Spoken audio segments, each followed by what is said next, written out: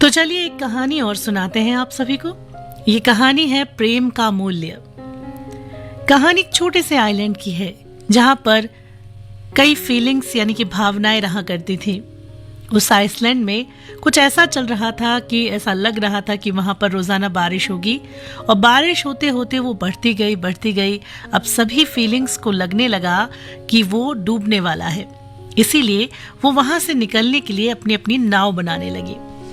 लेकिन वहां पर प्रेम को लगा कि ये आइलैंड डूबेगा नहीं, हमेशा की तरह बरसात रुक जाएगी, इसलिए उसने अपने लिए कोई नाव नहीं बनाई।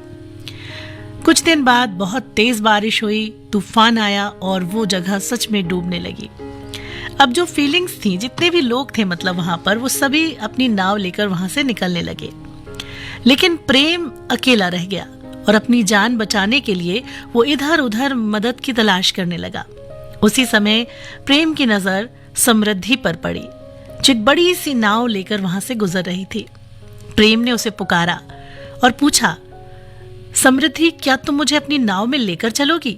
समृद्धि ने कहा, नहीं प्रेम, मैं तुम्हें लेकर नहीं जा सकती। देखो मेरी नाव में कितना सारा सोना चांदी है और इसमें किसी के लिए जगह नहीं है। ये कहकर वो वहां से चली गई। और कुछ देर बाद प्रेम ने घमंड को सुंदर सी नाव में जाते हुए देखा। तो प्रेम ने घमंड से मदद के लिए पूछा। उसने कहा, अरे नहीं प्रेम, तुम तो पूरी तरह भीग गए हो। तुम्हारे आने से मेरी सुंदर नाव खराब हो जाएगी और मैं तुम्हें नहीं ले जा सकता। वो भी ये कहकर वहां से निकल लिया। अब वहां उदासी निकट खड़ी थी, पास में उदासी खड़ी थी।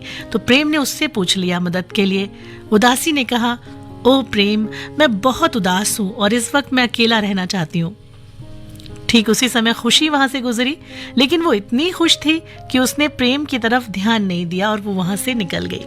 अब प्रेम को लगने लगा कि वो इस आइसलैंड के साथ डूब जाएगा, यानी वो जगह खराब होगी, डूबेगी तो वो भी चला जाएगा। उसे लग रहा था कि ये समय उसके आखिरी समय है, लेकिन वो इंतजार कर रहा था। उसे उम्मीद थी कि कोई तो होगा जो उसे बचा लेगा। तब एक आवाज आई, आओ प्रेम, मेरे साथ चलो, मैं तुम्हें साथ लिए चलता हूँ।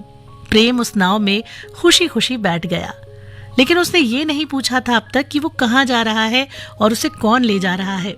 जब वो किनारे पर पहुंचा तो उसने राहत की सांस ली और तब उसने पूछा कि उसकी सहायता किसने की है, वो कौन है। उसने कहा कि वो जिसने उसकी जान बचाई थी वो समय था। प्रेम ने हैरान करते हुए पूछा कि समय ने मुझे क्यों बचाया? तब जिसने उसे ये बात बताई थी वो ज्ञान था। ज्ञान ने कहा, क्योंकि एक समय ही है जो प्रेम के महत्व को समझ सकता है। प्रेम के महत्व को समृद्धि, उदासी, खुशी, घमंड कोई नहीं समझता।